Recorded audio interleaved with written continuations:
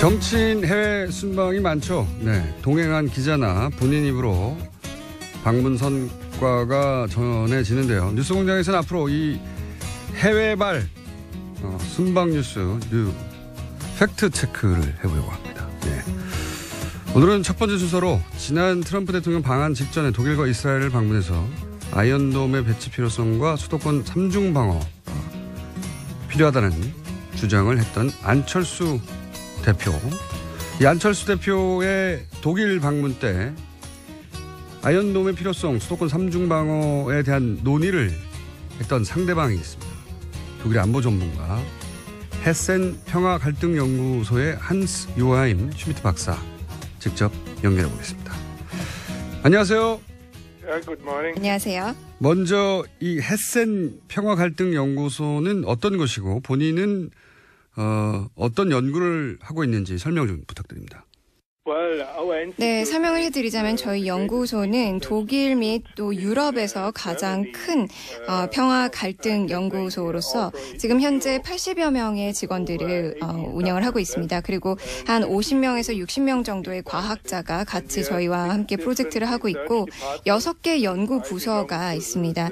저는 그 중에서도 굉장히 큰 국제 안보 부서에서 종사하고 있고요.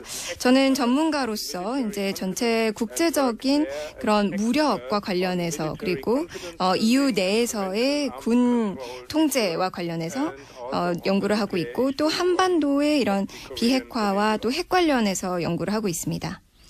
그렇군요. 제가 듣기로도 이제 한반도 문제하고 핵 안보 분야 전문 수석 연구원으로 제가 알고 있었는데 그런 연구를 하시는 분이고 그런데 이제 한국에서 국민의당 안철수 대표가 지난 11월 4일 독일을 방문해서 프랑크푸르트 한 식당에서 만나 오찬을 한 것으로 보도가 됐습니다. 당시 만남이 어떻게 이루어진 거죠? 네, 그때 당시 안철수 대표의 요청이 있었기 때문에 만나게 된 것입니다. 그래서 프랑크푸르트에서 한국 정부와 또 프랑크푸르트 내에 있는 이 영사관 쪽을 통해서 저희가 만나게 되었고요. 그때 당시에 안 대표는 안보와 관련해서 이제 질문들이 있고 또 같이 논의를 해보고자 하면서 만났었습니다. 그래서 이스라엘에 있는 아이언돔을 방문을 할 예정이었기 때문에 또 미사일 방어 체계에 대해서도 굉장히 궁금해했습니다. 국내 언론을 통해서 전해진 당시 안철수 대표의 발언 내용을 보면 수도권에 3중 방어망이 필요하고 그래서 이를 위해서 이스라엘 아이언돔 시스템 도입하는 게 좋겠다 이런 발언이 있었다고 하는데 이에 대해서 박사님은 어떻게 답변을 하셨는지. 네, 아이언돔 같은 경우에는 제가 봤을 때는 서울이나 또는 인근 지역의 인구들을 보호할 수는 없을 거라고 생각을 합니다. 제 생각에는 이게 그저 뭔가 효과가 있다면 플라시보 효과 정도만 주지 않을까 생각을 하고요. 정치인들도 그걸 잘 알고 있다고 생각을 합니다. 그저 아이언돔이 주는 효과 같은 경우에는 제한적인 방어만 수도권 지역에게는 제공을 할 수 있다고 생각하고 만일에 북한이 아주 제한적으로 공격할 경우에만 도움이 되지 대대적인 공격일 경우에는 이게 오히려 문제가 될 수도 있다고 생각을 합니다. 결국에는 이런 아이언돔 같은 경우에는 큰 규모의 공격일 경우에는 방어가 전혀 되지 못하고 제한적인 방어만 제공을 할 수 있지 않을까 생각합니다. 안철수 대표를 만났을 당시에 그렇게 답변을 하셨습니까? 네, 제가 그렇게 안철수 대표에게도 설명을 했습니다. 사람들에게 심리적인 안정감만 가져다 주지 않을까라고 얘기를 했었고 정치인들도 그 부분들을 익히 알고 있을 것 같습니다. 그리고 이 아이언돔이라는 것 자체도 굉장히 비쌉니다. 게다가 3중이라는 말씀을 하셨는데 3중으로 하더라도 제한적인 방어만 제공을 하지 않을까 싶고 그 제한적이라는 의미에서도 아주 소규모 공격일 경우에만 도움이 될 것 같습니다. 결국에는 정치인들이 뭔가를 했다라고 보여줄 수 있는 이런 플라시보 효과이지 않을까 생각합니다. 보도되기로는 전술핵에 대한 이야기도 나눈 것으로 안철수 대표가 보도됐습니다. 그날 전술핵에 대해서 안철수 대표는 어떤 주장을 했고 그리고 박사님은 이 한반도 전술핵 재배치에 대해서 어떻게 말씀을 하셨는지요? 네, 그때 당시 안철수 대표가 그 듀얼키 제재에 대해서도 물어봤었습니다. 그래서 유럽 내에서의 일부 나토 회원국들이 미국의 전술핵을 이제 듀얼키 시스템으로 설치를 하고 있기 때문에 그런 내용을 논의를 했었고요. 그 전술핵 재배치와 관련해서는 직접적으로 북한이 한국에 대해서 핵 위협을 하지 않는 한 저는 대한민국에는 딱히 필요하지 않다는 의견입니다. 트럼프 대통령의 현재 그 핵 보유 또는 핵 무기에 대한 전반적인 그 정책에 대해서도 저희가 같이 얘기를 했었습니다. 그래서 미국 측에서 지금 확대 억제에 대해서 논의를 하고 있고 이것을 지금 검토하는 것으로 제가 알고 있기 때문에 이런 부분들이 미국이 어떻게 결정을 하느냐에 따라서 한국이나 일본에도 영향을 미칠 수 있기 때문에 그 이후에 논의가 돼야 되지 않을까 생각합니다. 하지만 그 전까지 지금 현 상황으로서는 전술핵 재배치가 한국에는 딱히 필요하지 않지 않나라고 제가 안철수 대표에게 얘기를 했었습니다. 알겠습니다. 그런데 이제 이런 이야기를 나누신 후에 한국 언론의 안철수 대표와 박사님의 미팅에 대한 보도가 있었는데 이 내용을 박사님이 이제 한국 언론에 보도된 내용을 직접 확인을 하시고 문제가 있다라고 보도 내용이 말씀하신 걸로 알고 있습니다. 어떤 문제가 있었습니까? 사실 그때 그렇게 제가 생각을 했었던 이유가 언론에서는 좀 안 대표의 시각에서 더 초점을 맞춰서 보도가 됐었던 것 같습니다. 그리고 저와 같이 대화하던 당시에 논의가 되지 않았던 내용도 같이 기사가 났었기 때문에 그 부분에 대해서 제가 조금 놀랐던 부분이 있었습니다. 그때 함께 참석했었던 영사관 쪽 분도 사실 통역사가 그 자리에 함께 배석을 했었고 제 얘기와 또 안 대표의 이야기를 같이 통역을 했었는데 그 분 또한 좀 놀랐던 부분이 있었습니다. 박사님이 안철수 대표의 의견에 반대하거나 예를 들어서 아이언돔은 크게 도움이 되지 않는다라고 하는 내용들이나 이런 거는 가지고 안철수 대표의 주장만 담기고 또 안철수 대표가 하지 않았던 대화 중에 하지 않았던 말들도 기사에 실리고 그래서 기사가 이게 정확하지 않다 해서 불쾌하셨다 이런 취지인가요? 네, 맞습니다.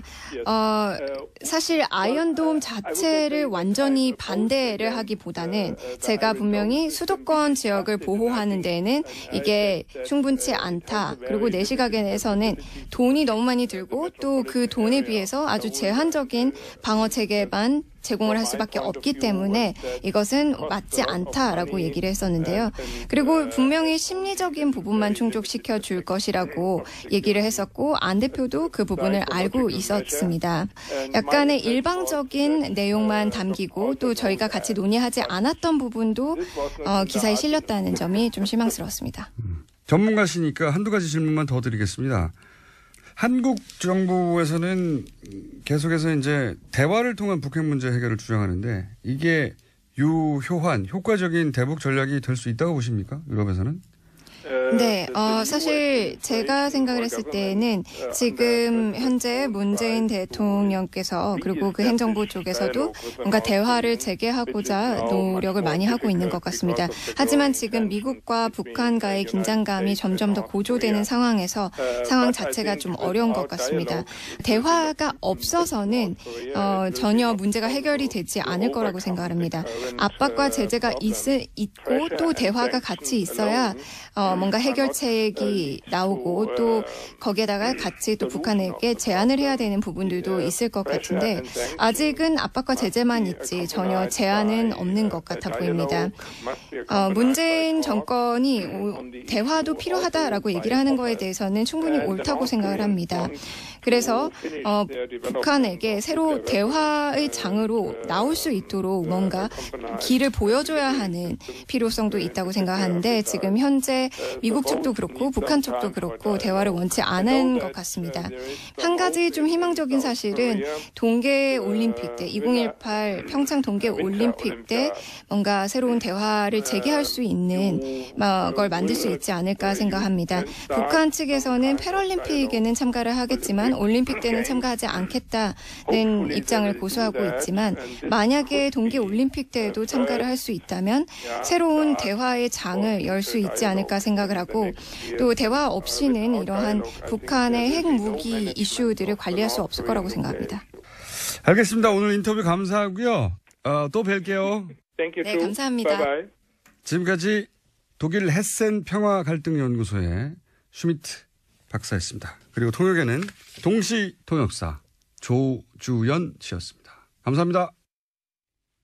자, 인문결 연구소 임상훈 소장님 나와 계십니다. 안녕하십니까? 네, 안녕하십니까? 갑자기 이 코너가 뭐냐? 예, 정치인들 해외 순방이 많잖아요.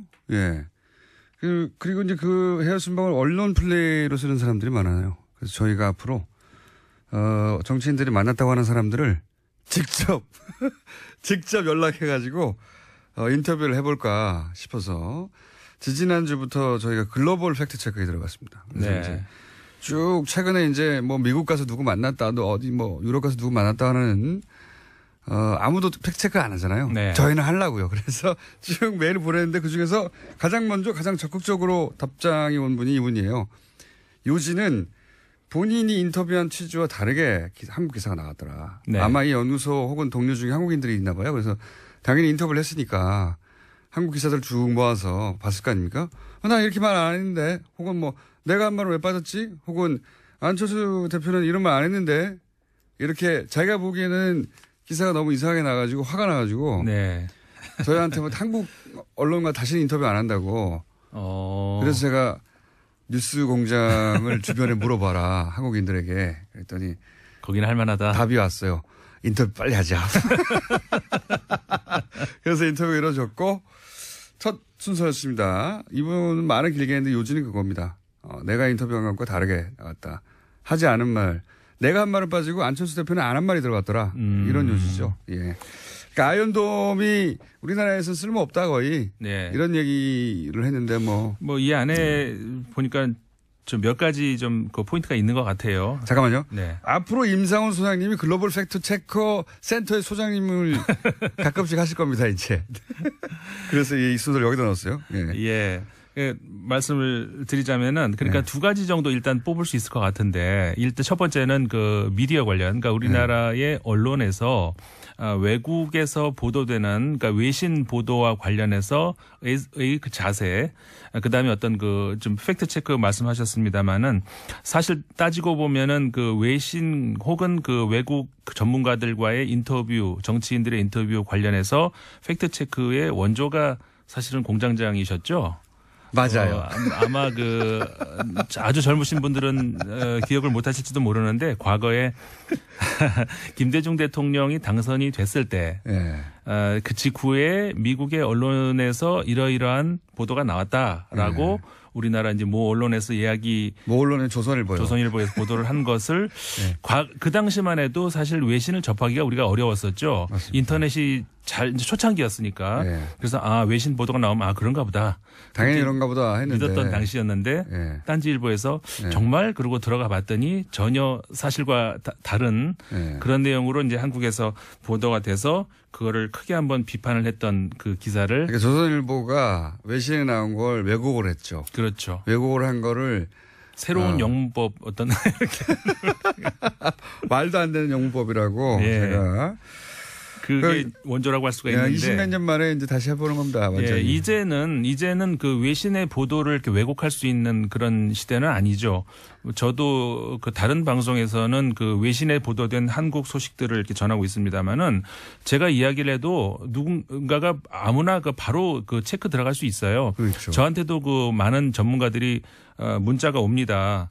그거 어느 기사냐. 그럼 제가 저 사이트를 알려드려요. 그럼 들어가서 확인할 수 있거든요. 그렇죠. 그러시기 때문에. 근데 이제 특히 정치인들의 이런 인터뷰나 주장들은 팩트체크를 안 해요. 이게 어려운 이유가 그러니까 지금 같은 경우도 안철수 대표 같은 경우에 이제 그 전문가하고 이번에도 그 슈미트 박사하고 독일 연구소의 이제 박사님 하고 이제 인터뷰를 했다 이거예요. 그렇게 되면은 이제 그 일단 공개된 어떤 그 인터뷰도 있을 거고 그다음에 이번의 경우도 비공개 장소로 들어가서 이제 두 분이 이제 토론하는 이런 거를 통역사하고 들어가 있을 텐데 그러면 우리나라 언론에서는 들어갈 수가 없는 거 아니에요? 그러니까 결국은 그 해당 그 당에서 주는 보도 자료. 이번에는 그런 케이스라기보다는 같은 자리에서 했던 이야기인데 다르게 나갔다는 거예요. 요지는.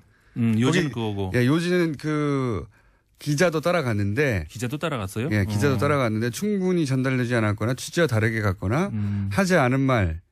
본인이 한 말은 빠지고 상대방이 안 한 말은 들어가고. 그러니까 보도 자료만 나온 게 아니라 실제 기자도 갔는데도 그렇다. 예. 그건 더 심각한 문제. 더 심각한 문제죠. 예. 그래서 이제 설마 이 한스 요햄 슈미트 독일 헤센 평화 갈등 연구소의 박사를 인터뷰하라. 저희는 합니다. 그러니까 이건 굉장히 좋은 취지이신 것 같고 네. 앞으로 이 체크는 이제 뭐 계속 해주셔야 될 것 같아요. 정치인들이 외국에서 누군가와 인터뷰를 했다. 그 내용이 보도가 될 때 과연 그렇게 됐는가? 이거는 체크가 돼야 될 것 같다는 생각이 듭니다. 국내 최초의 글로벌 팩터 체크 연구소가 또 하나 열리고 인문결도 제대로 잘 안 되고 있는데 거기 소장까지 맡으신. 왜 잘 돼요? 왜 그러세요? 그리고 이제 그래서 정치인들 해외 나가가지고 가끔씩 나갔다 와서 뭐라 하잖아요. 네네. 전술핵이 어쨌다느니 뭐 이런 거 다 체크할 겁니다. 정치인들이 외국에 나갔다 들어오실 때 가끔 이렇게 일종의 뭐랄까 이렇게 뭐 주사를 한 대씩 맞고 들어오시는 언론 플레이하죠. 와가지고 뭐 큰일 하고 온 것처럼. 네. 앞으로 다 하겠다 다. 그리고 이 두 번째 문제가 이제 두 번째 문제는 할 수가 없습니다. 시간이 끝나서. 벌써요? 아. 임상훈 소장님이었습니다. 감사합니다. 네, 감사합니다. 이 코너명 제안이 계속 쏟아지는 코너. 지금까지는 이제 적과의 빡침. 3주째 가지고요. 예. 그 사이에 또 온, 코너명들 박수무당이 있고요. 예. 박수무당. 그리고, 상쾌한 빡침도 있고요. 정치 예체능도 있고요. 마음에 드시는 거 있습니까? 그 중에 혹시? 이때까지는 적과의 빡침이 가장 사람들의 많은 지지를 받았는데. 박시현 전 대표 나오셨습니다. 안녕하십니까? 안녕하세요. 예. 안녕 못합니다. 솔직히 말하면. 또 특히 김어준 총수를 아침에 보러 가니까 더 안녕 못합니다. 당이 안녕 못하니까 안녕 못하시겠죠. 예. 국가가 안녕 못합니다. 예, 북한이 ICBM 쏘아대고 예. 중국에서는 사드 문제로 롯데는 제외시키고 뭐 관광을 푼다고 하지만은 찔끔찔끔 대국의 자세가 아니고 저는 항상 국가를 걱정하는데 자유한국당이 저렇게 싸우고 있고 아주 안녕 못합니다. 그중에서 제일 안녕한 것은 국민의당입니다. 아니 그렇잖아요. 싸워봐야 국민한테 큰 영향력을 주지 못하니까. 싸워봐야 큰 영향을 주지 못하니까. 뉴스는 제일 많이 나옵니다 요새. 뉴스 나오면 뭐예요? 히트 하나 없이 잽이나 날리고 있는데 예. 사실 우리 국민당이 그 정도 하는 거 뭐 국민 생활하고 관계가 없잖아요. 국민생활하고 관계없는데 국민의당 그 소속 의원들과 구성원들에게는 영향이 크지 않습니까? 아 그렇죠. 예. 어떻게 돼갑니까? 지금까지는? 뭐 계속해서 안철수 대표는 통합의 길로 가는 거고. 안철수 대표는 이제는 이제 돌아설 생각이 전혀 없이 통합으로 쭉 가시는 것 같아요. 그죠? 뭐 정치라고 하는 것이 딱 떨어지는 것은 있겠어요. 가다가도 돌아올 수도 있고 올드웨이 가는 경우도 있지만은 또 상대적으로 통합 반대 세력들이 현역 의원 중심으로 일치월장합니다. 아주 많이 돼서 아마 오늘 저녁 때 초선 의원들이 더 뭉쳐서 네. 우리가 통합을 반대하겠다. 그게 20명 넘어갑니까 이제는? 확실히? 넘어갑니다. 확실히? 그러기 때문에 지금 현재도 넘어갔고요. 어제 예. 광주일보 호남 23명의 전수조사에 의거하면은 네. 20명 통합 반대, 찬성 2명, 2명. 유보 1명. 1명. 그러나 결국 그분들도 지역 정서를 감안한다고 하면은 통합이냐 아니냐 하고 최종적 결정 순간에는 통합 반대로 돌아설 겁니다. 근데 지금 만약에 안철수 대표는 사실은 본인의 이제 정치인으로서의 명운을 여기다 건 것 같은데 여기서 돌아서면 바보 되니까 돌아서기도 힘든 것 같아요. 근데 통합을 하는 방법론으로는 뭐가 있습니까? 그냥 지도부가 선언하는 겁니까? 아니면 의총에서 결정하는 겁니까? 아니면 뭐 전당원 투표를 하나요? 어떻게 합니까 보통? 전당대회에서 하게 돼 있는데요. 원래는 예. 이제 비호남권, 예. 수도권에는 조금 다릅니다. 영남권이나 충청권 이런 곳에서는 사실 내년 지방선거를 앞두고 예. 광역단체장이나 기초단체장 여기에는 아주 당선되기가 힘들다. 예. 그렇지만은 국민의당은 뿌리를 심기 위해서는 기초단체 의원들 있잖아요. 예. 기초의원들은 1구 2명, 3명, 4명까지 있거든요. 예, 예. 거기에서 한두 명씩은 당선될 수 있기 때문에 예. 그 뿌리를 내릴 수 있다라고 얘기를 해서 바른정당과 통합을 하면은 확실하게 당선될 수 있다 하는 것을 계산하기 때문에 예. 저변 확대를 위해서 또 필요하다 하는 일리 있는 말씀도 있어요. 예. 그렇지만은 그렇게 했을 때 광역이고 기초고 단체장이나 광역의원 이러한 것들을 한석도 예. 이기지 못했을 때 우리 국민의당이 어떻게 될 것인가 이런 것들이 상존하고 있습니다. 그 방법론 예를 들어서 안철수 대표가 지도부와 함께 선언을 해버리면 어떻습니까? 선언을 한다고 하더라도 전당대회에서 의결을 해야 되기 때문에 무조건 일단 전당대회를 소집해야죠. 전당대회에서 지금 말씀하신 대로 그 호남계 의원분들과 호남에 계신 분들의 정서는 다를지 몰라도 다른 원외 지역구위원장이나 다른 분들은 말씀하신 대로 통합하는 게 더 유리하다고 생각하는 분도 있을 수 있어서 전당대회에서 통과될 수도 있지 않습니까? 물론 그렇죠. 예. 그렇지만은 정치라고 하는 것은 세계 어느 정당도 원내 중심으로 의원 중심으로 움직이기 때문에 네. 그렇게 용이하지도 않을 거예요. 또 물론 지역구의 대의원 뭐 대표당원 이런 것들을 배분하지만은 절대 다수가 당원들은 호남이기 때문에 그것도 그렇게 용이하지 않아요. 또 거기까지 가면은 사실상 분당 사태인데요. 엄청난 부담을 느껴야 된단 말이에요. 만약에 불상사가 났을 때 그 당이 견디겠어요? 그럼 전당대회까지는 안 갈 거라고 보십니까? 저는 그렇게 가서는 안 된다라고 생각하고. 그건 처음부터 말씀하셨는데. 지금 제2창당위원회 위원장을 맡고 있는 김태일 교수. 예. 대구 영남대학교 교수신데요. 이분이 아주 좋은 안을 내놨어요. 안철수 대표 측의 통합론도 중단하고 예.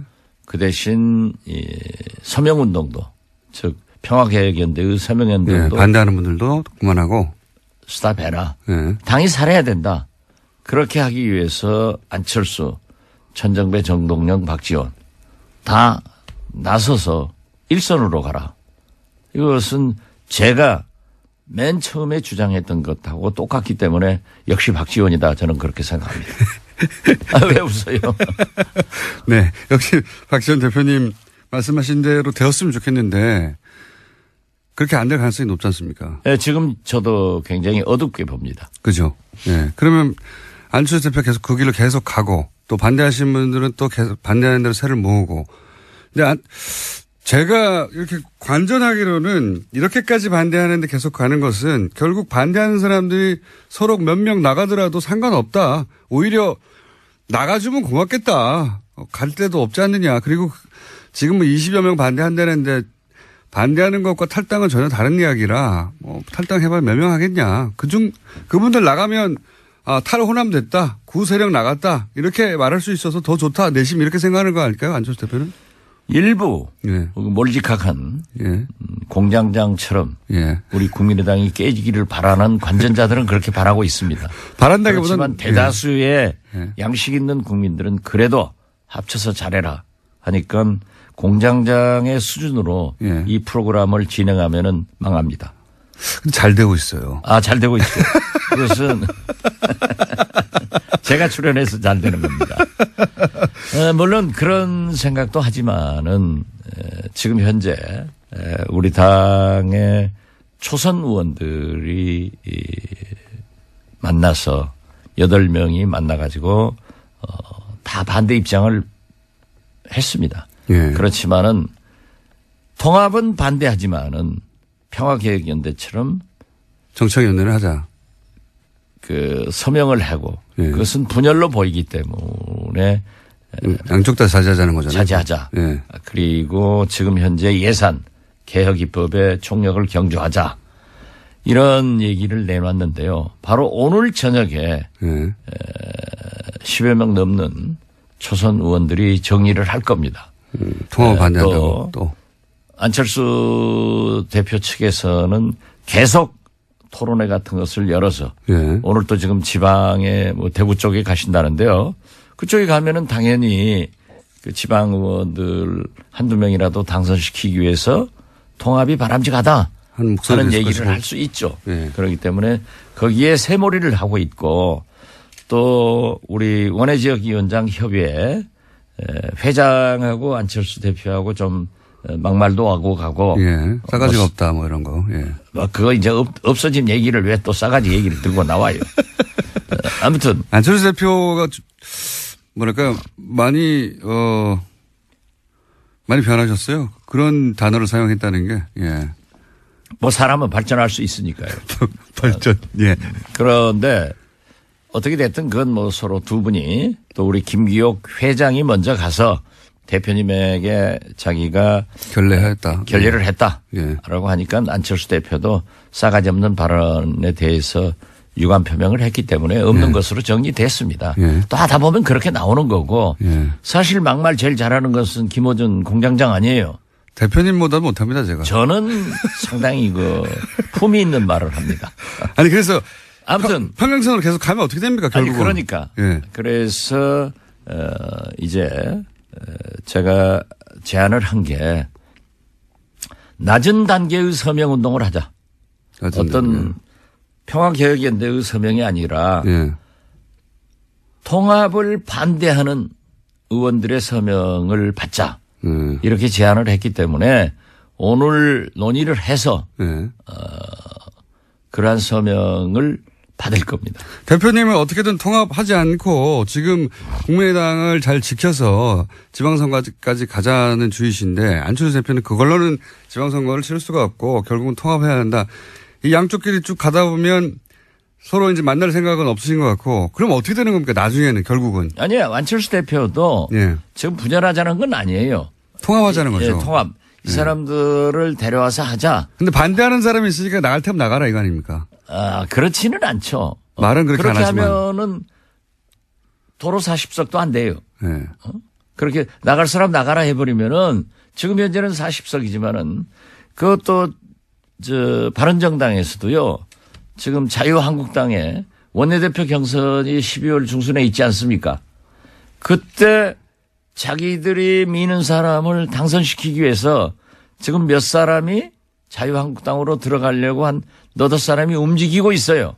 이미. 예, 그렇기 때문에 바른정당은 11석이 되는 게 아니라 제가 예측된 대로 곧 5, 6석으로 줄는단 말이에요. 10석 미만으로 줄어드니까. 그러니까 나갈 사람도 국민의당에서 나갈 사람도 대여섯밖에 안 되니. 그건 대여섯 사람이라고 그렇게 보지 말라니까요. 얼마나 나가십니까? 글쎄 그건 비밀이고. 그러니까 정 안 되면 그분들이 나갈 수도 있다는 시나리오도 있는 거죠. 그래서 제가 말씀드리는 거예요. 낮은 단계의 통합 반대를 해서 예. 김태일 제2창당위원장이 제안한 대로 예, 서로 자제하자. 서로 자제하자. 예. 그래서 국회를 밀고 나가고 사실 어제 정책연합 바른정당하고 우리 안철수 당대표가 선언했지 않습니까? 예. 그렇지만은 어제 우리 국민의당은 민주당하고 더 큰 정책연합을 서명을 했어요. 예. 지금까지 해결하지 못했던 광주에서 목포까지 제2 KTX 노선을 확정을 하고 이걸로 하자. 그런 정책연합을 했기 때문에 바른정당과 정책연합을 한 것은 민주당하고도 다 할 수 있는 거예요. 다 알겠는데요. 네. 이것만큼 저것만큼 다 안 되면은 그러면 뭐 우리끼리 나가서 새로운 정당 하나 만들자고 하는 이야기도 있긴 있는 거죠. 그렇게 자꾸 네. 우리 당을 분쇄해서 탈당시키고 분당시키고 하려고 그런 기도를 여기서 하면 안 된다니까요. 제가 하라고 한다고 하시나요? 제 말은 그런 계획도 있는 거죠. 그런 계획을 가지고 있는 건 없어요.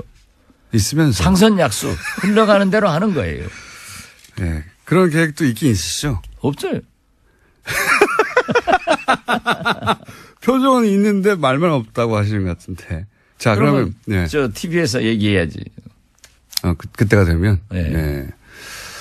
그런 정도의 배수진을 치고 지금 이제 배수진이 아니라 네. 어떠한 경우에도 의원 다수가 네. 반대를 하기 때문에 통합을 하지 말라 하는 경고인데 일종의 압력을 넣고 있고 네, 그게 안 통할 그런다고 경우 해서 안철수 대표가 안 할 사람도 아니다. 예, 그러니까요. 그러한 것을 지금 현재 접점을 못 찾고 있으니까 그러니까. 조금 더 기다려 보시라. 예. 그러면 이더웨이 깨지든지 살든지 죽든지 이런 게 결정되겠죠 뭐. 예, 그러니까 그 시나리오가 있긴 있군요. 시나리오는 없어요. 깨질 수도 있다 이렇게 생각하시죠. 이렇게 공장장처럼 작가가 써주는 거 가지고 하는 게 아니에요. 우리는. 저희는 써주면 참 좋겠는데, 네. 대표님이 무슨 말씀을 하실지 모르기 때문에 써줄 수가 없어요. 어쨌든 그런 계획은 있군요. 예. 자기 혼자 또 결론 내려놓고 그런다고 아니, 그 우리는 없어요. 지난번에 한번 말씀하셨지 않습니까? 저희 두 번째 방송 나오셨던가. 그럼 뭐 나가죠. 뭐 이렇게 말씀하셨지 않습니까? 그럼 화나면 나가죠. 그러니까 알겠습니다. 거기까지만 할게요. 나갈 수도 있다. 나갈 수도 없다. 나갈 수도 없다. 이 자유한국당은 좀 궁금한 점이 있습니다. 홍준표 대표가 김성태 의원 좀 전에 다녀가셨는데 김성태 의원을 원내대표로 밀고 있다는 건 뭐 공공연한 사실인데요. 김성태 의원이 만약에 원내대표가 된다면 이쪽은 이제 탈당하고 복귀했던 분들이고 그리고 김무성 의원과 같이 나갔다가 들어온 분들인데 김무성 의원도 이제 만만한 정신이 아닌데 만약에 홍준표 대표가 김성태 의원을 원내대표로 밀어서 원내대표가 되었어요. 거기까지는 뭐 가능할 수도 있을 것 같습니다. 현재 구도상으로.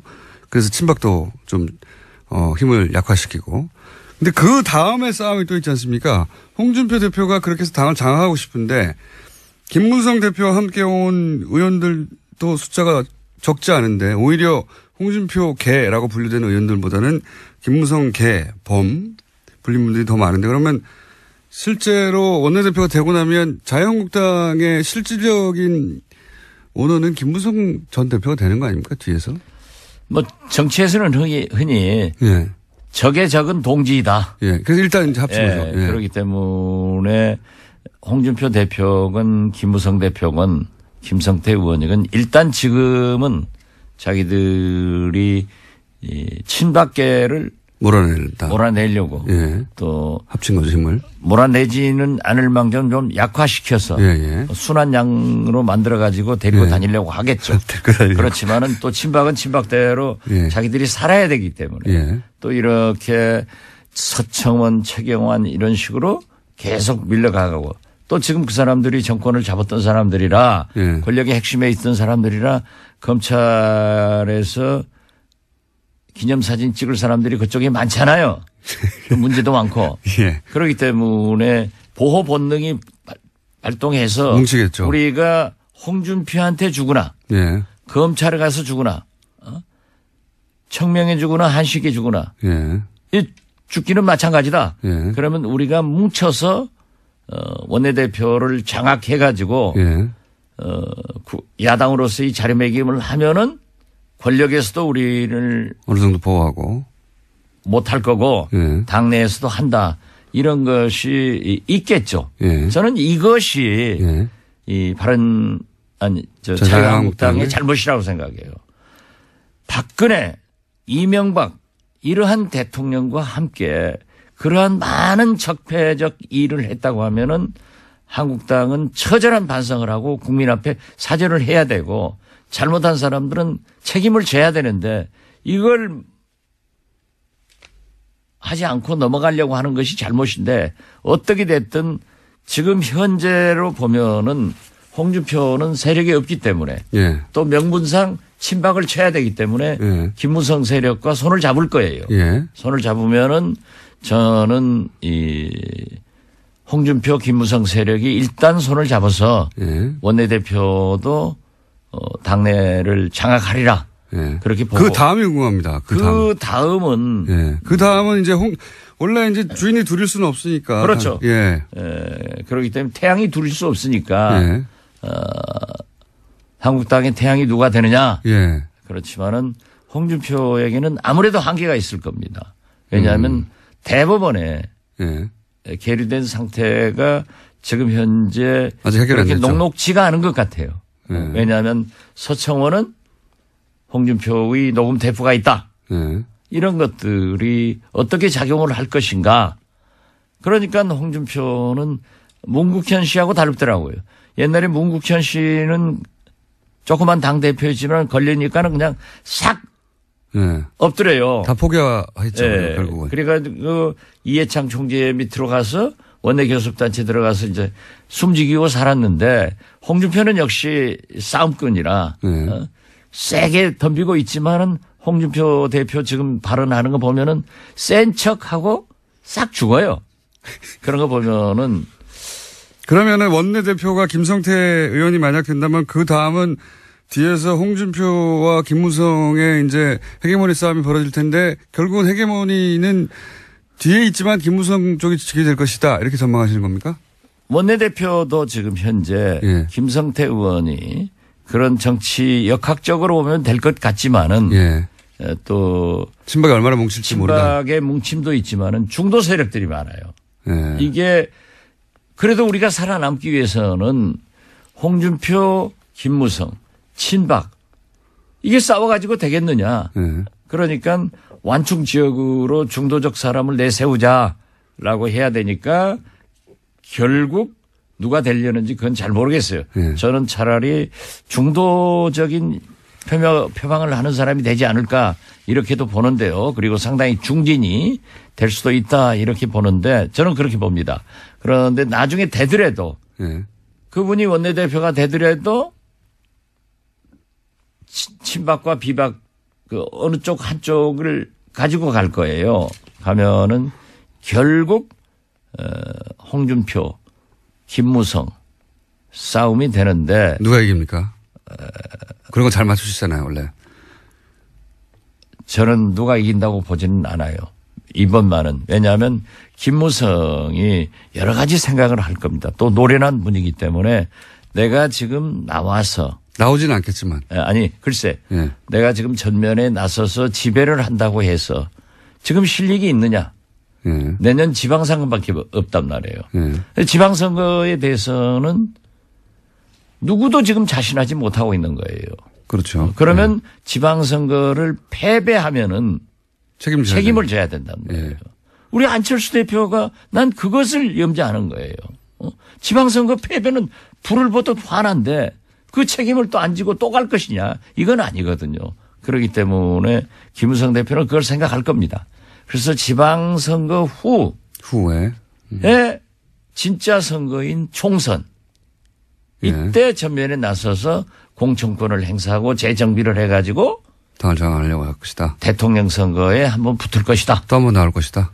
김무성 대표가 저는 대통령 후보에 나온다고는 보지 않습니다. 하지만 본인이 위는 누군가를 그렇죠. 내세울 그렇게 것이다. 해서 총선을 이끌고 예. 대통령 후보를 뭐 본인이 할 수도 있으니까 본인 혹은 자기가 밀어서 보수 정권으로 다시. 김무성은 아직 꼴통 보수 아니에요. 그렇기 때문에 어떤 경우에도 이 진보 개혁, 예. 문재인 세력, 이 좌파다. 예. 여기에들은 절대 줄 수 없으니까 보수 대통합을 해서 보수 후보를 내놓을 것이다. 예. 저는 그래서 김무성은 내년 지방선거나 작은 싸움을 하지 않을 겁니다.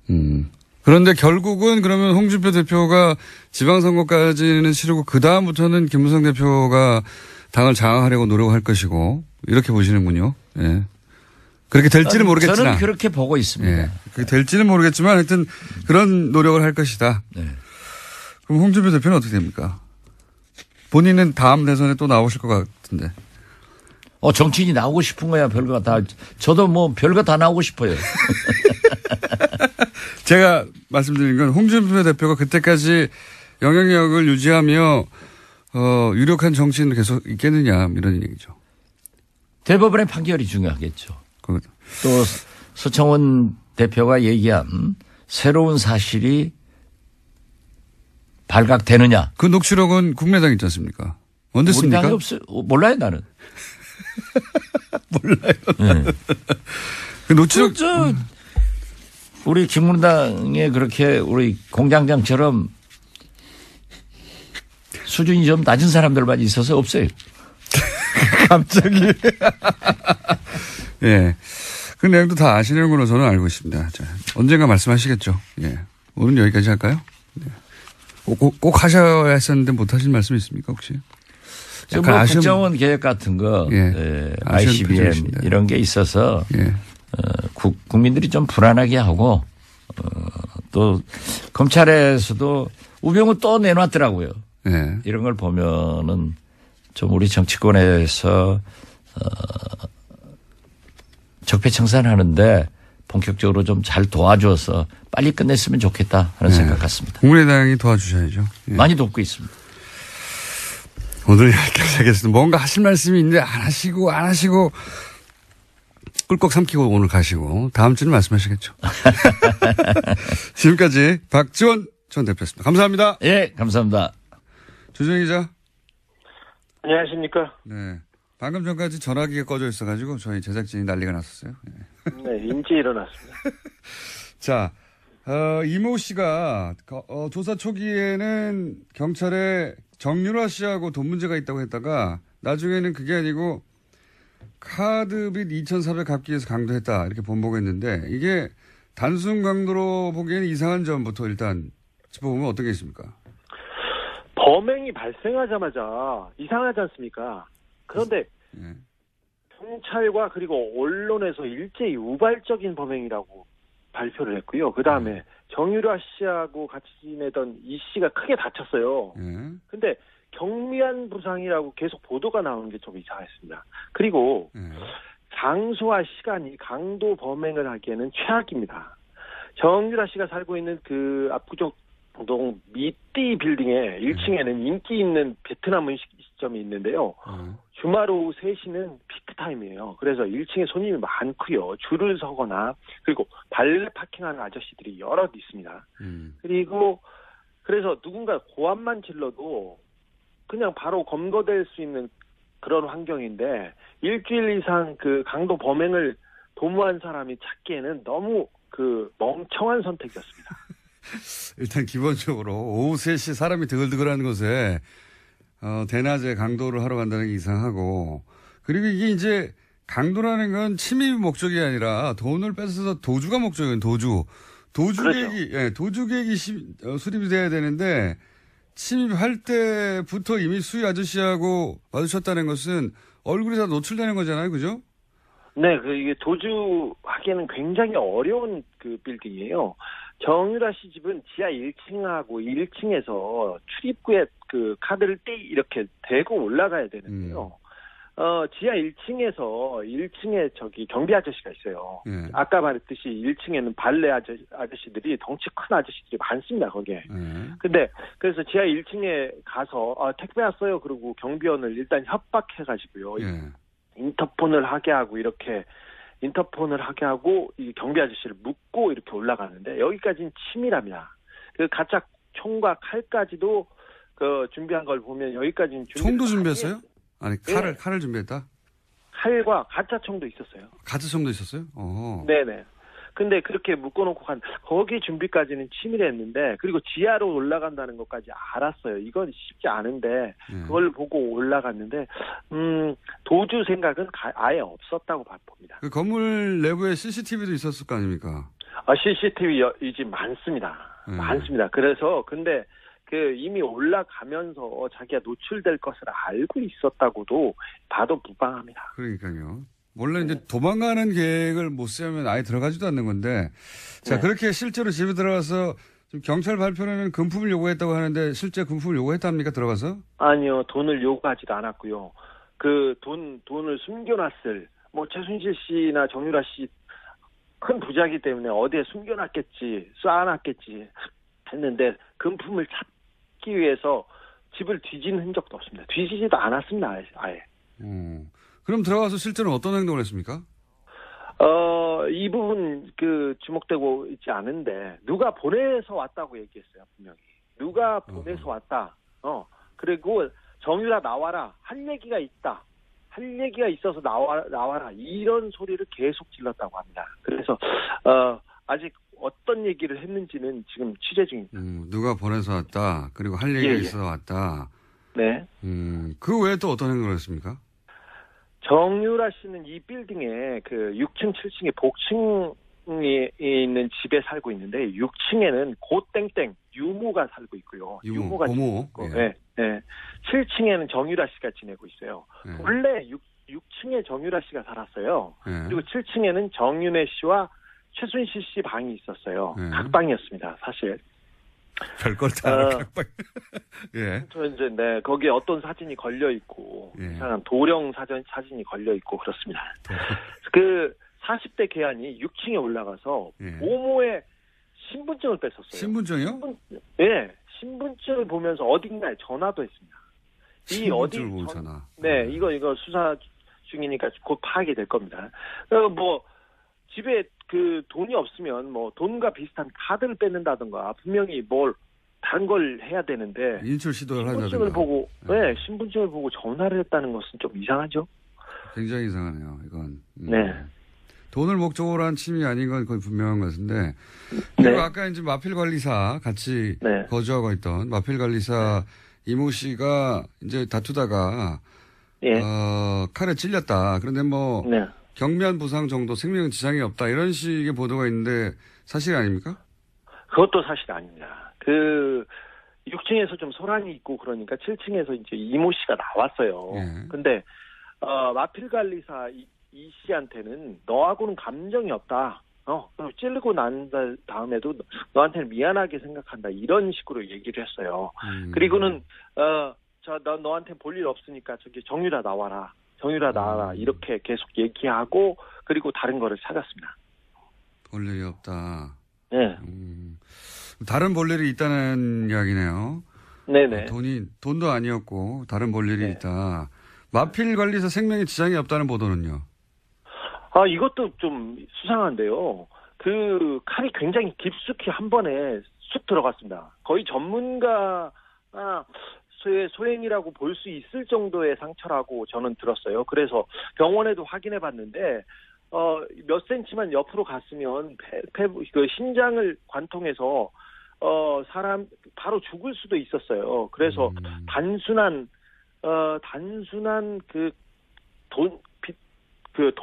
빚 때문에 벌인 범행이 분명히 아니라는 것은 분명합니다. 피가 너무 많이 나서요. 네. 생명에 지장을 줄 뻔했습니다. 범인이 전과가 없는 초범이었는데요. 칼을 매우 잘 쓴다는 특징이 있습니다. 그렇군요. 그럼 신고는 누가 한 겁니까? 신고한 사람도 안 나왔는데. 네, 사실 초범이 이렇게 칼 쓰다가 이거 쉽지 않거든요. 손 다치고 힘든데 이거 말끔하겠습니다. 신고는요. 괴한이 소란을 피우고 이 씨하고 격투가 벌어졌지 않습니까? 그래서 정유라 씨가 아이하고 이렇게 방의 문을 잠그고 방 문을 붙들어 잡고 있으면서 전화를 했습니다. 정유라 씨가 누가 신고했는지 보도가 안 돼가지고. 그러면 정유라 씨 정도는 굉장히 중요한 직인데 경찰이 건물을 감시하고 신변보호하고 있지 않았나요? 사실 경찰 한 명이 보호하고 있었습니다. 근데 이모 씨가 이 부분도 따돌리고 들어갔습니다. 심상치 않네요. 그러면 마지막 질문인데 이게 돈도 목적이 아니고 무슨 할 말이 있어 왔다. 신분증을 뺏어서 어디론가 전화했다. 종합적으로 볼 때 따로 볼 일이 있었다고 했던 그 볼 일은 뭐라고 지금 아직 취재 중이긴 하겠지만. 네, 이거 파악 중인데 사실 박근혜 최순실 씨 주변에서는 이런 일이 많이 있습니다. 누가 죽거나 다치거나 그리고 정유라 씨, 장시호 씨가 누구 사람을 만난다던가 남자를 만나면 조폭을 보내는 경우도 특별한 일은 아니니까요. 근데 이 사건에서는 의심해볼 정황이 너무 많습니다. 특별히 정유라는 박근혜, 최순실, 이재용에게 가장 중요한 증인입니다. 특별히 박근혜와 이재용 씨의 뇌물 사건이에요. 뇌물의 실질적인 증거 있지 않습니까, 이분이. 그래서 지난 재판에서 이들에게 불리한 증인을 해가지고 이재용 부회장한테 유죄를 받는 결정적인 증거가 되기도 했으니까요. 사실 정유라 씨가 겁을 먹거나 아니면 다른 증인이 그 겁을 먹고 입을 다물라고 메시지를 보내기에는 이보다 더 좋은 상황이 없습니다. 특별히 적폐 수사 자체를 흔들어볼 목적으로 지금 세력이 규합되고 이상한 징후들이 많이 보이는데 이걸 목적으로 누구를 그 사람을 보냈을 가능성을 열어놓고 이 범행의 동기와 배후를 파헤쳐야 된다고 봅니다. 분명히 우발적인 범행은 아니었습니다. 알겠습니다. 오늘 여기까지 하겠습니다. 감사합니다. 네, 시사인 주진우 기자였습니다. 저는 특히 이 집 보모 신분증을 뺏었다는 게 이게 이상하네요. 왜냐면은 신분증 봐서 뭐예요? 아무 상관이 없잖아요. 근데 그걸 강도라고 생각하면 이상한데 그게 아니라 거기 있는 모든 사람의 심리적 압박, 거기 같이 있던 마필 관리사 유일한 남자였거든요. 그 사람은 칼로 찌르고 그리고 보모는 신분증을 누구한테 신분을 불러준다고 주민등록번호 불러준다고 생각해봐요. 보모 입장에서 굉장히 심리적 압박이거든요. 누군가 내가 여기 근무하는 걸 알고 있다. 그런 목적이 아니었을까. 그렇지 않고서는 대낮에 들어가서 신분증을 뺏어가지고 전화하고 내가 누가 보냈다 할 얘기가 있다. 이럴 리가 없죠. 그 도주의 계획이 없잖아요. 이건 기본적으로 침해 계획만 있어요. 굉장히 이상한 사건이다. 네, 저는 그렇게 봅니다. 안항구 청장님 나오셨습니다. 안녕하십니까? 네, 안녕하십니까? 네, 이 코너 진행하기 전에 저희가 8시 뉴스 전에 58분 날씨 예보 하는 시간이 있는데 날씨 기상정보가 안 나고 시그널 음악만 1분 정도 나왔어요. 예. 알고 봤더니 기상정보를 전하는 분이 전날 밤 그래서 순간적으로 잠시 잠시 깜빡 조신 게 아닐까. 그럴 수 있지 않습니까? 그렇죠. 시청자들 깜짝 놀랐겠네요. 그런데. 그렇다고 합니다. 자, 오늘 청장님 얘기 진행하기 전에 바로 앞 순서에 김영건 의원님 전혀 새로운 이야기 들었는데 너무 이상해서 저도. 노무현 정부 때 3%밖에 안 쓴 비용, 설정금 비용을 이명박 정부 혼자 70%를 썼다는 거 아닌가. 네. 최근 4개의 정부를 다 합친 비용의 70%를 혼자 썼다. 그러니까요. 예. 근데 바로 직전 정부가 3%밖에 안 썼다고 하면 똑같은 공무원 체계에 똑같은 진단 시스템에 똑같은 프로세스 공무원들인데 갑자기 20 몇 배가 더 나빠졌다는 거는 이게 단순한 문제가 아니다. 그렇죠. 그 금액이 엄청나더라고요. 3조씩 이렇게 들어가는. 보상 금액만 3조고 그러면 살처분하기 위해서 땅 파고 싣고 이런 그런 비용도 조 단위가 들어갔을 거거든요. 그래서 김영건 의원님은 이제 농가 피해 관점에서 보셨는데. 이거 농가 피해 관점만 볼 게 아니고. 거꾸로 이익을 본 사람이 있을 거 아닙니까? 그렇습니다. 미국의 수출업자라든지 또 국내 수입업자. 외국 수입국이라든지 이런 것들이 많이 들어와야 이익을 보는 사람들.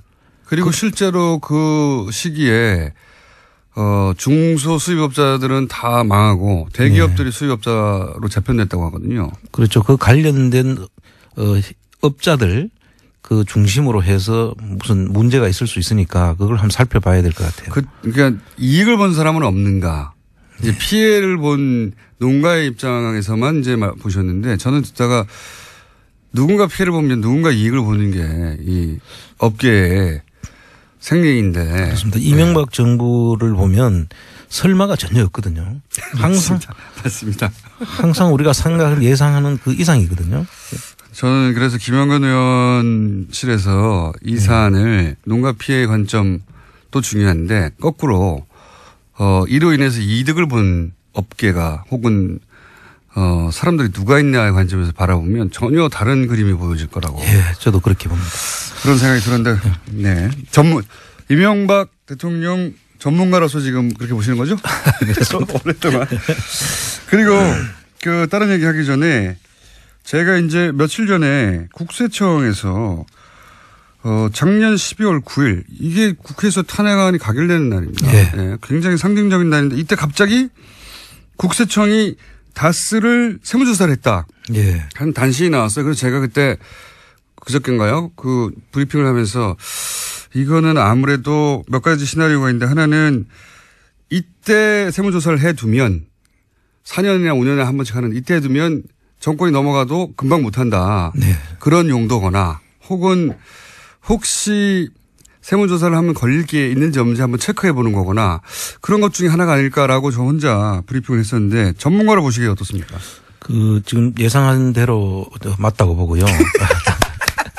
제가 올해 연구해 왔어요. 이분들의 사과 방식은.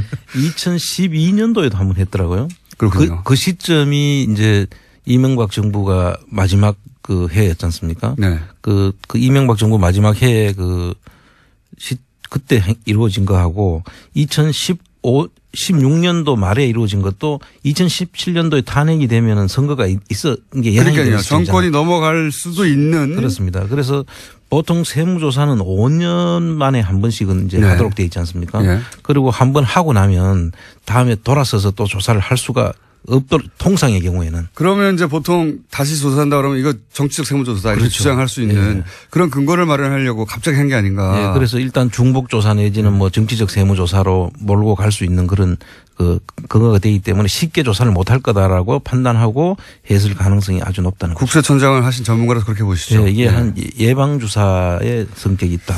제가 이명박 대통령 전문가 연구가로서 보자마자 그런 생각을 했는데 저를 좀 칭찬해 주십시오. 세무 쪽도 전문가로 지금. 그렇지 않다면 너무 이상한 날 갑자기 이루어졌다. 그렇습니다. 예. 저도 그렇게 예상을 했었는데 역시 전문가가 보시기에도 그렇군요. 그러면서 이런 말을 했어요. 뭐 미국 공장이 어려워서 법인세가 줄었고 뭐 그래서 국세청이 별다른 조치 없이 조사를 끝냈다고 단신이 나왔는데 예. 이건 어떻게 보십니까? 그 석 달간 조사를 했는데 뭐 별 아무것도 없다는 아무것도 거. 없다. 그게 이제 예방주사죠. 원래 이게 조사가 됐으면 이 다스에 대해서는 상당히 문제가 많지 않습니까? 그렇죠. 그동안에 많은 부분들 또 알 수밖에 없을 텐데 이게 했으면 사실 통합조사를 했어야 되죠. 그건 어떤 의미입니까? 통합조사라는 것은 이 다스 안에 그 김재정 씨 상속세도 문제가 있었지 않습니까? 예. 상속세도 지금 상속세 조사를 제대로 안 한 정황이 너무나 많이 드러나거든요. 아, 상속세 조사. 예. 그리고 그 전에 또 다스의 비자금이 또 있다는 이야기도 이미 있었지 않습니까? 예. 그 특검 때 그런 이야기도 있었고. 그리고 이상한 자금 흐름이 또 있었지 않습니까? SB 글로벌 로직스에서 다스로 들어간 돈이 1,485억이 이상하다는 그런 내용도 있었고 이런 내용들을 제대로 된 그 조사가 이루어졌다면 이 외에도 많은 내용들이 있지만 그런 부분들은 반드시 통합조사를 통해서야만 알 수 있는 내용이거든요. 여기는 법인세가 그때 이미 줄었기 때문에 법인세만 조사를 한 걸로 지금 보이는데 그렇게 해서는 찾을 수가 없죠.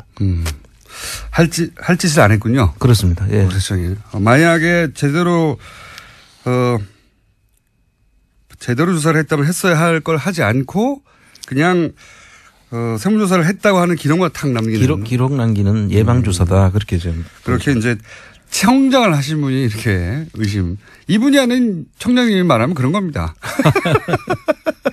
청장을 하신 분이 그렇게 말씀하셨고 다시 한번 김영건 의원이 들고 온 오늘의 사안이 저는 지금까지는 한 번도 드러나지 않았던 새로운 비리 의혹의 대상이 될 수 있다고 보는 게 당시 이명박 대통령 취임식 때 미국 축산업협회장이 와서 초대받아서 앉아서 있었어요 그때. 예. 그 커넥션들도 떠오르고 새록새록 떠오르는 것들이 지금 있습니다. 예. 그 관점에서 새로 봐야 된다. 예, 반드시 한번 그 내용을 정리해 볼 필요가 있는 것 같습니다. 자, 그래서 다스를 국세청이 다스를 갑자기 세무조사하고 아무것도 없다고 했던 뜬금없는 보도 관련해서는 저희가 잠깐 짚어봤고요. 그러니까 지금이라도 제대로 조사하면 다스에서 나올 게 너무 많다. 그렇습니다. 라고 보시는 거죠? 네. 뭐 제가 다 언급도 안 했지만 사실 여러 가지 있지 않습니까? 일감 몰아주기 하기 위한 거다. 승계 문제라든지 예. 국세청하고 공정거래위원회 붙었다 하면 예, 이거 내용을 지금 사실 바로 들어가야 되는 겁니다. 조사를. 이거 안 들어가고 있다는 것은 뭐 지금 우리 정부 지금 이명박 정부하고 달리 그 문재인 정부는 저걸 하지 않지 않습니까? 네. 각 부처를 조사를 하라 마라 지금 지시를 안 하죠. 지시를 안 하는 정부로 돼 있지 않습니까? 그러면 이 정부에서 이걸 안 한다고 해서 부처에서 그대로 있으면 안 되는 거죠. 부처가 스스로 해야 할 일이잖아요. 이거는 그렇습니다. 예, 그걸 안 하고 있는 거죠. 거기에 너무 그동안에 이명박근혜 정부 때 익숙해져 있던 상태로라면 지금 부처에서 그냥 내려오기를 기다리는 거 아닙니까? 그런데 지금 문재인 정부는 아마 이걸 하라 마라 소리를 안 할 거예요. 검찰에도 그걸 안 해가지고. 네. 예. 검찰도 답답하다고 하고 거꾸로 검찰이 그럼 우리가 알아서 할게 해서 갑자기 전병헌 수석 나오고 그러면 또 청와대에서 우리한테 말도 안 했다 그러고 뭐 이런 상황이기 때문에 다른 부처들도 기다리고 있을 게 아니죠. 예, 지금 기다리고 있으면 계속 내려오지 않을 거니까 그럼 일을 못 하는 거죠. 안 하는 거죠. 국민들한테 아마 저항에 상당히 부딪힐 것이다. 저는 그렇게 보고 있습니다. 더군다나 이제 청장을 지내신 분이 저희 방송과 함께하기 때문에 국세청을 너무 잘 아는 분이 여기 계시기 때문에 앞으로 계속 국세청에 대해서 이거 왜 안 하냐고 계속 묻겠습니다. 저희는 방송을 통해서. 자, 이제 중요한 얘기 하셔야죠. 플랜 다스에게 어떻게 돼갑니까? 지금 이제 모든 준비가 끝났고요. 지금 드디어 끝났습니까? 예, 끝났는 상태고 지금 이제 우리가 구체적으로 플랜 다스계를 하기 위해서는 평가가 주식 평가가 이루어져야 되거든요. 그리고 캔코에서 그것을 이제 매물로 내놔야만 저희들이 살 수 있습니다. 예. 지금 다른 매물은 나온 데가 하나도 없거든요. 예. 그래서 그게 매물로 평가가 끝나서 매물로 나오는 시점이 지금 이제 곧 이제 아마 예상되는데요. 그 평가가 끝나면 저희들이 이제 바로 금액을 책정을 하고 바로 올릴 수가 있는 상태로. 그러면 지금은 홈페이지는 열었나요? 예, 홈페이지는 열었습니다. 홈페이지 주소가 어떻게 됩니까? 홈페이지 주소는 쇼미더머니 .or.kr 우리 코너하고 똑같은 이름이고요. 쇼미더머니 ORKR이요? or.kr. OR.kr. 네. 근데 아직은 이제 직접 참여할 수는 없고 왜냐하면 평가 이루어지고 금액이 책정돼야 되니까. 지금도 뭐 들어오는 분이 있는데 나중에 이제 실제 금액이 될 때는 우리 1대1로 전부 다 우리가 차용증을 쓰고 지금 저희들이 할 계획이거든요. 아, 그렇군요. 그 법률적인 검토를 거쳐서 뭐 유사수신 행위니 뭐니 하는 그런 그런 일이 없도록 하기 법적 위해서 절차는 모든 다 것을 준비되었고 거쳐놨기 때문에. 그럼 지금은 게시판에 글을 쓸 수 있습니까? 예, 게시판에 들어오시면 이제 벌써 많이 지금 들어오고. 쇼미더머니 어제는 한 번은 이게 이 접속이 폭주해서 내가 들어갈 수가 없더라고요. 한번 보니까. 그 서버 용량이나 혹은 뭐 그걸 자꾸 늘려야 된대요. 그 돈 좀 들어가는데요. 그 트래픽이나. 뭐 지금 안 그래도 이게 좀 고맙다고 말씀드렸는데 전부 다 자기들이 재능 기부 내지는 자기들이 직접 한 달 가까운 시간을 걸려가지고 자원봉사자들이 하신 겁니다. 그렇군요. 그분들한테는 너무 감사를 드립니다. 쇼미더머니 ORKR로 플랜 다스의 개 프로젝트 홈페이지는 열려 있다고 합니다. 아직은 뭐 게시판만 열려 있는 상태고. 예. 응원 메시지 남겨주시고요. 쇼미더머니 ORKR. 자, 그러면 그게 언제 예상되죠? 지금 작년의 기준으로 봤을 때 11월 말 12월 초에. 지금이네요. 예, 지금 시점인데 아직 지금 나오지 않는 걸로 봐서 요번에 지금 제가 재무제표를 한번 들여다보니까 그 재무제표 속에 이익금이 좀 많이 줄었더라고요. 최근에. 어떤 의미입니까? 이익이 줄었다는 이야기는 매출은 늘었는데. 누군가 이익을 가져갔다는 얘기요? 그래서 지금 제가 의심하는 거는 2010년 2007, 8년부터 지금 한 10년 전까지를 제가 쭉 보니까 매출은 급속도로 성장을 해왔는데 이익금은 똑같아요. 거의 뭐 300억대에서 왔다 갔다 하더라고요. 그럼 이익금 일부가 어딘가에 숨어가지고 누군가 가져갔다? 분식에 의심이 되는. 분식 의심된다. 그래서 실질적으로 원래 매출이 늘어나면 뭐 똑같지는 않지만 비슷한 비율로 사실은 당연하죠. 이익도 늘어나야 되는 게 정상 아니겠습니까? 그런데 보니까 매출은 급속도로 늘어났는데 이익은 예전이나 지금이나 거의 비슷해요. 300억대를 왔다 갔다 하는데 뭐 결손은 한 번도 없었지만 계속 이익금이 계속 그 수준밖에 유지를 안 하고 있는 거죠.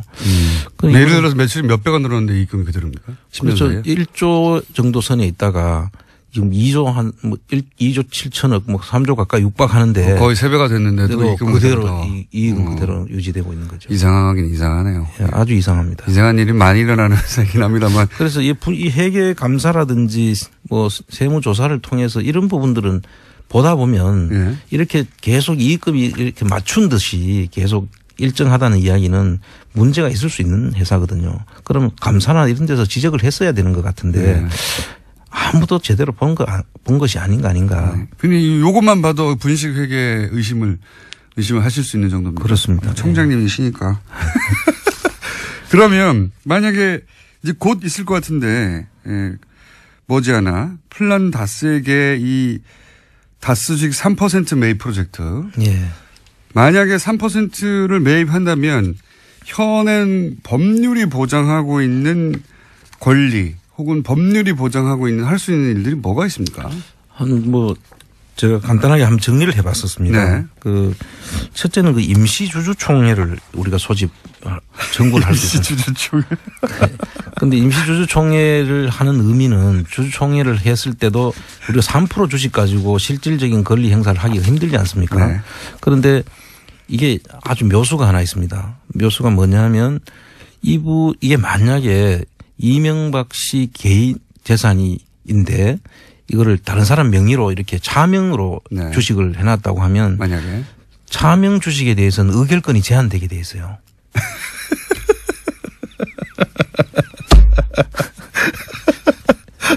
그러면 지금 대부분의 이명박 주식의 차명으로 의심되는 재산이 의결권이 제한되면 저희들이 3%가 대주주가 되는 거 아닙니까? 의결권을 행사할 수 있는. 의결권을 행사를 이제 저희들이 국가가 가지고 있는 캔코 주식 다 합하면 19.98% 정도 되니까요. 예. 실질적인 대표 이사 선임을 한다든지 할 수 있는 그런 아주 중요한 지금 문제가 생깁니다. 3%가 3%가 아니군요. 그렇게 되면. 그렇습니다. 만약에 이명박 전 대통령의 차명으로 다른 주식이 있는 거라면 그건 제한이 되기 때문에 예. 그러면 3%가 아니라 몇십 프로의 효과를 그렇습니다. 내겠군요. 이거는 주식을 이제 저희들이 큰일 났는데요. 이명박 대통령 주주가 되면 예. 바로 이 부분을 검토를 해서 할 수 있는 일들이 많다고 봅니다. 아니 얼마나 철컹할까요? 덜컹할까요? 이 얘기를 들으면. 그러면 3%지만 30% 혹은 50% 정도의 효과를 낼 수도 있는 51% 이상의 효과를 낼 수 있는 차명인 거를 밝히기만 한다면 사실 여러 가지 우리 지금까지 정황을 보면 예. 너무 많지 않습니까? 차명 의혹은 너무 많죠. 예. 근데 이제 이게 수사에 의해서 법률적으로 확정된 게 아니기 때문에 그렇습니다. 그런데 이제 만약에 그렇게 된다면 3% 소유자들은 사실은 50% 이상의 영향력을 발휘할 수도 있다. 그렇습니다. 모든 의사결정을 할 수 있는 그런 지위에 오를 수도 있다. 저는 그렇게 보고 있습니다. 어떡합니까? 이거 큰일 났네. 그 이외에도 대표 소송 제기, 예를 들면 이사들이 회사의 이익에 반하는 행위를 했다. 그러면 손해배상 청구를 할 수 있는 그런. 이사 해임도 청구할 수 있잖아요. 예, 해임도 청구할 수 있습니다. 네. 이사 해임 청구권도 있고요. 그다음에 위법 행위를 그만두라는 또 유지 청구권을 할 수 있습니다. 이때 유지는 이제 그만두라는 것을 이야기하고요. 그다음 회계 장부를 계속 우리 열람을 할 수 있던 청구를 할 수 있고. 검사 인선 청구권도 있고요. 검사 인선 청구권은 뭡니까? 검사를 이제 우리가 인선을 해서. 네. 여기서 검사는 검찰 말하는 겁니까? 아닙니다. 그 검사는 이거 회계 검사. 회계 검사. 회계를 할 사람을 선임할 수 있다. 예. 법원에 이제 검사인을 선임해서. 예. 예를 들어 회계법인 누구를 선임해서 법원에 이제 검사인을 선정해달라고 해서 예. 회사를 이제 조사를 실시할 수 있는 그런. 회계 감사를 할 수 있는 거군요. 한마디로 말해서.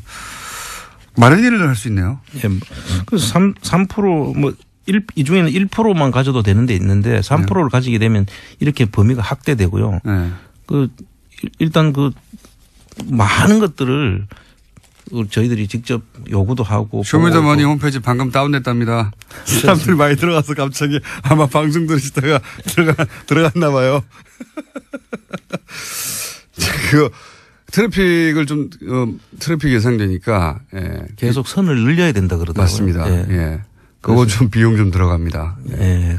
그 전에 혹시 기부 받는 방법도 있나요? 하다못해 서버 비용이라도 받는? 예, 홈페이지를 통해서 이제 회원 가입을 하면 회비 이런 거 하고 그다음 또 저희들이 후원을 받으면 지금 아직 임의단체이기 때문에 신고를 하고 이제 후원을 받을 겁니다. 아, 그렇군요. 아, 지금은 방법이 없군요. 예, 그렇습니다. 3%로 3%가 3%에 불과한 게 아니라 3%만으로도 법적으로 보장된 권한이 있지만 이제 이게 차명 주식이라는 게 밝혀지면 그게 삼성생명의 그 이건희 그 차명 주식도 의결권 제한 규정 때문에 문제가 되는 거하고 똑같은 거죠. 차명이 밝혀지면 이제 회사의 의결권을 행사하지 못한다는 것은 회사 주인이 아니라는 뜻이죠. 그렇습니다. 그러면 3%가 주인이 될 수도 있습니다. 그렇습니다. 이게 생각보다 큰일이네요. 그렇게 큰 회사를 3%를 모아가지고 사실상 좌지우지할 수도 있는 큰일 났습니다. 이 뉴스를 만약에 실소유주들이 들으면 큰일 났다고 생각할 것 같아요. 그래서 이 얼마나 미울까요? 한 가지 플란다스의 걔는 홈페이지 연결돼 있다는 거 말씀드리고 근데 지금 사람들이 많이 접속해가지고 계속 뭐랄까 이건 디도스 상태죠. 많은 분이 접속해가지고 합법적인 디도스 상태고요. 좀 기다렸다 하십시오.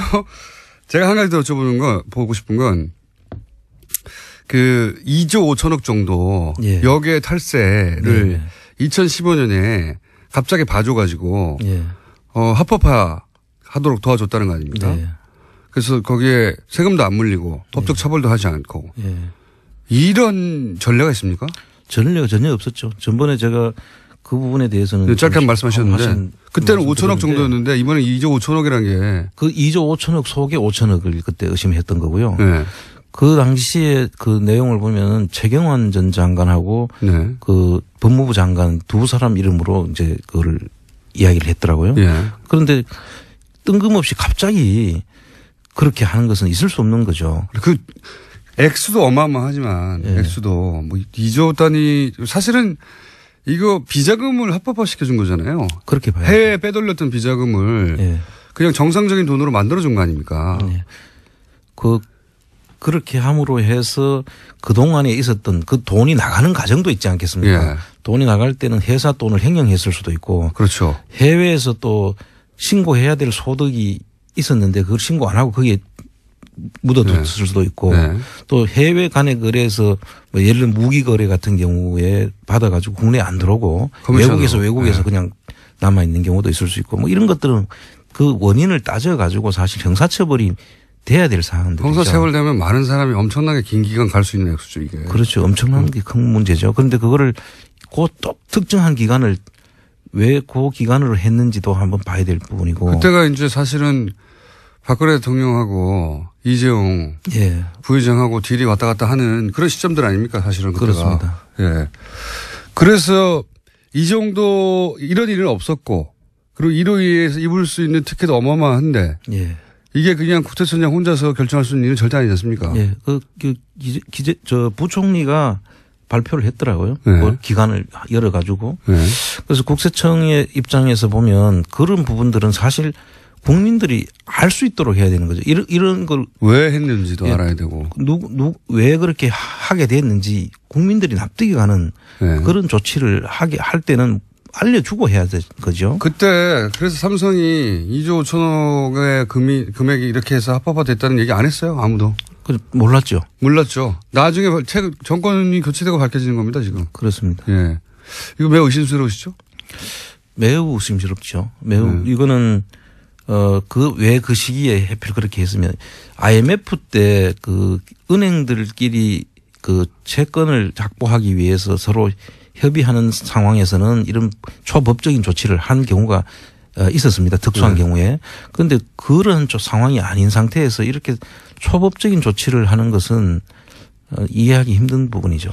만약에 여기 정상적으로 추징을 한다면 얼마나 추징할 수 있는 겁니까? 아니 이제 범죄 수익 같으면 다 몰수를 해야죠. 몰수군요. 이게 범죄 수익인지 아닌지를 이제 먼저 봐야 되고요. 그런데 그 세금만 받고 말았다는 거 아닙니까? 그렇죠. 그것도 그냥 정상적인 돈일 경우로 상정하고 세금만 받고 말았다는 건데. 그렇습니다. 정상적인 거를 왜 이렇게 들여왔겠어요? 그렇죠. 정상적이라면 다 그냥 들어왔겠죠. 그렇습니다. 예. 정상적으로 처리할 수 없었으니까 요 기회를 일부러 열어서 이 돈이 들어온 것이고 그럼 몰수군요, 몰수. 예. 예. 그게 범죄 수익이라면 다 몰수를 해야죠. 범죄 수익으로 확정된다면. 알겠습니다. 자, 플란다스의 개 드디어 홈페이지는 열렸고요. 3%는 생각보다 훨씬 막강한 힘을 발휘할 수 있는데 법적으로도 만약에 차명 주식이라는 게 밝혀지면 나머지 의결권이 다 제한되기 때문에 3%가 50% 이상의 힘을 발휘할 수 있게 된다 하는 새로운 소식도 알려드리고 지금 현재는 접속자가 많아서 예. 그러면 경영권은 어떻게 됩니까? 경영권도 이사들 해임할 수 있는 건 아니니까요. 3%가 차명 주식으로 밝혀지면 참 밝혀지면 경영권 행사를 실질적으로 할 수 있는 그런 게 아까 51% 효과가 있다는 게 그런 겁니다. 참 좋아요. 이거 큰일 났는데 3%로 경영진을 교체할 수도 있겠군요. 이제 그 사이에 이제 차명 주식을 저희들이 밝혀야죠. 네. 청장님? 예. 저 뭐 하나 시켜주세요. 그럼 부회장이나 그런 거 좀 시켜주세요. 자, 홈페이지 열렸습니다. 네, 아직 받고 있지는 않습니다만 열렸습니다. 너무 접속자가 많아서 예, 오늘 저녁에는 한번 다시 해보시고 지금은 폭주하고 있어서 안 열리 나옵니다. 오늘 여기까지 하겠습니다. 안원구 전 대구지방국세청장이자 플란다스의 개주였습니다. 감사합니다. 예, 감사합니다.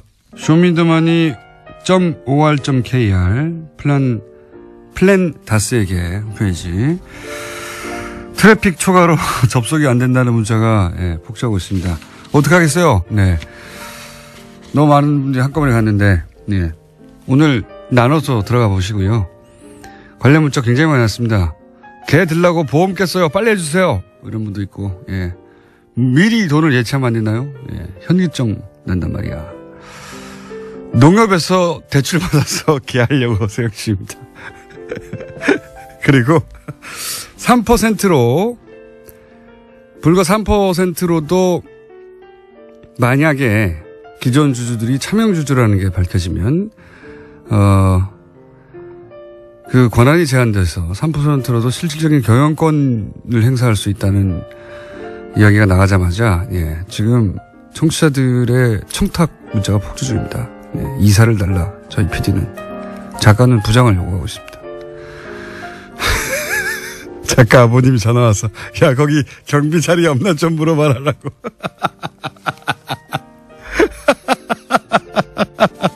다 실합니다. 네, 다 실하고요. 현재 네이버 실감 1위가 쇼미더머니입니다. 아마도 그 케이블에서 하는 프로그램이 갑자기 떴나 생각하실 것 같아요. 예. 그게 아니고 쇼미더머니는 네. 플란다스에게 홈페이지 떴다는 거. 많은 분들이 기다려 계시군요. 뜬 거 보니까. 그리고 이명박 전 대통령 목격담이 올라왔습니다. 어제 양재 스포타임에서 테니스를 치러 오셨다고. 아마도 같이 테니스를 치는 분이 목격하신 것 같네요. 네. 건강을 챙기셔야죠. 예.